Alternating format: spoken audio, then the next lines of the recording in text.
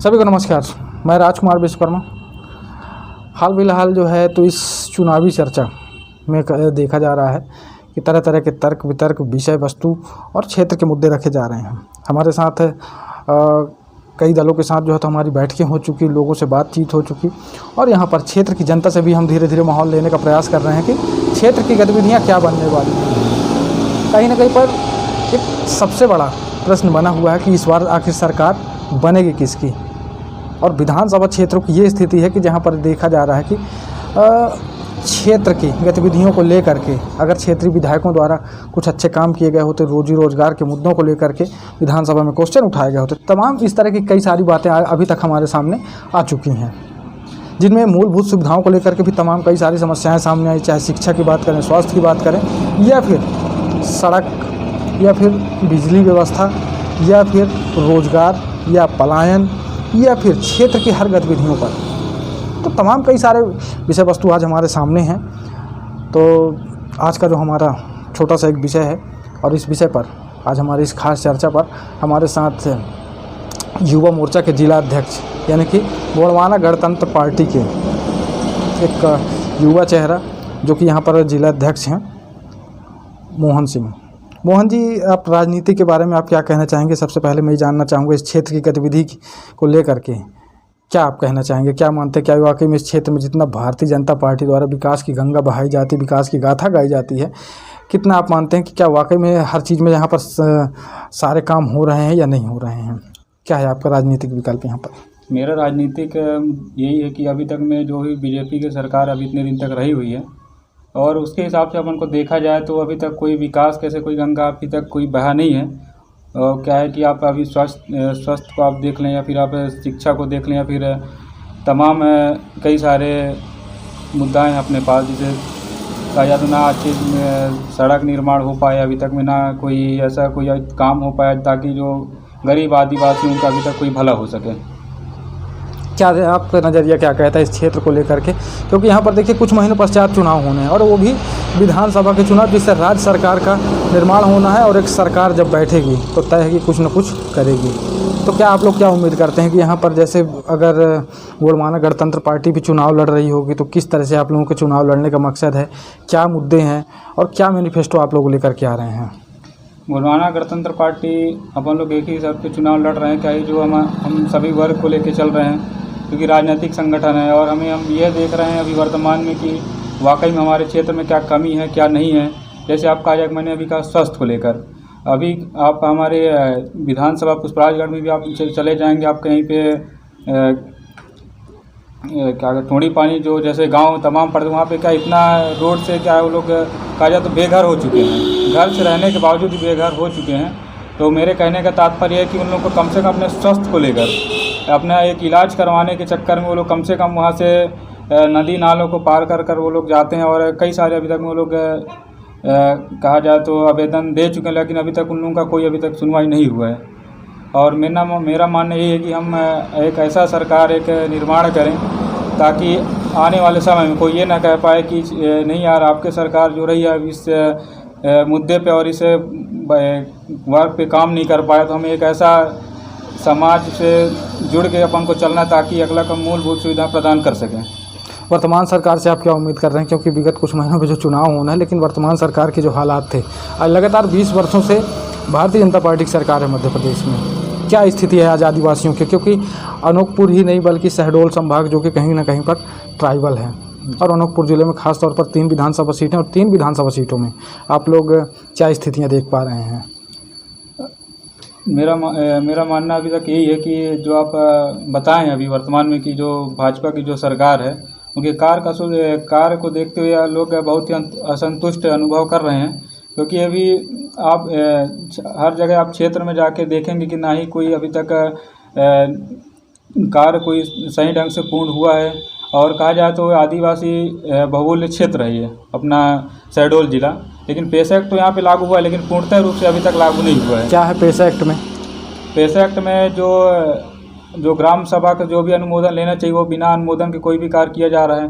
जैसे आप रेत खनिज को आप देख लें या फिर अपने कोयलांचल क्षेत्र में आप देख लें, कहीं भी खदान खुलना है तो आप फर्जी दस्तावेज लगा के अपना जो भी खदान खोलना चाह रहे हैं, खोल रहे हैं और काय पेशा का मतलब काय उल्लंघन कर रहे हैं ये लोग। आप लोग कैसे जनप्रतिनिधि, देखिए क्या है कि अब चुनाव का समय है तो इस चुनाव में तय है कि मुद्दे तो उठेंगे कहीं ना कहीं पर, तो कहीं ना कहीं पर ये जो गोंडवाना गणतंत्र पार्टी है इसकी विचारधारा क्या है, किस विचारधारा को लेकर के आप लोग हैं अभी मैदान में?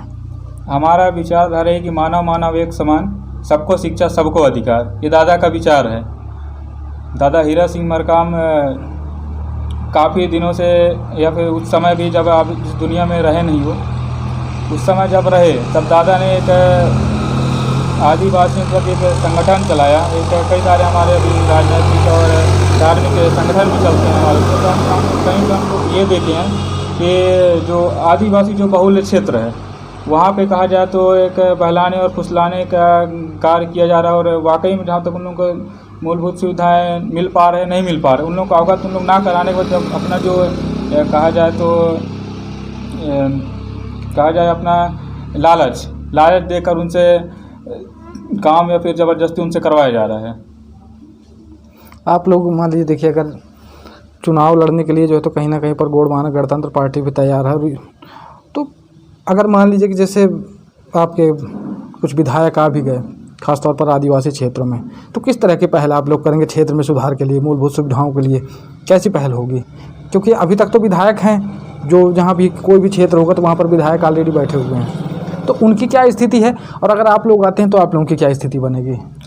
हमारी सरकार आती है, हमारे विधायक आते तो बहुत हम लोग सोच रखे हैं कि कम से कम उनसे जो अभी तक वो नहीं कर पाए वो हम करके दिखलाएंगे, और जो भी समस्या है हम फेस टू फेस जाके उनसे बात करेंगे और जो भी निर्णय वो पे तुरंत करेंगे अपन लोग। और जो अभी तक जनप्रतिनिधि बैठे हैं उनसे आप क्या उम्मीद कर रहे हैं कि क्या उनको काम करना चाहिए था?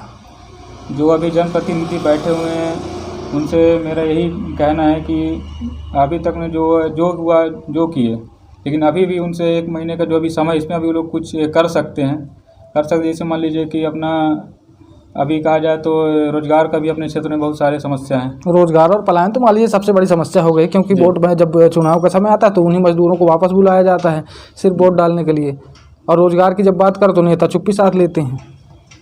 जी ये सही है। क्या है, नेता जब भी उनका हम रोजगार और पलायन की बात करेंगे तो बस चुप्पी साथ देंगे और वहाँ से उठ के भाग जाएंगे वो लोग। तो हमारा मानना है कि हमें एक अच्छा सरकार का निर्माण करें और एक अच्छा राजनीतिक पार्टी को लेके आएँ।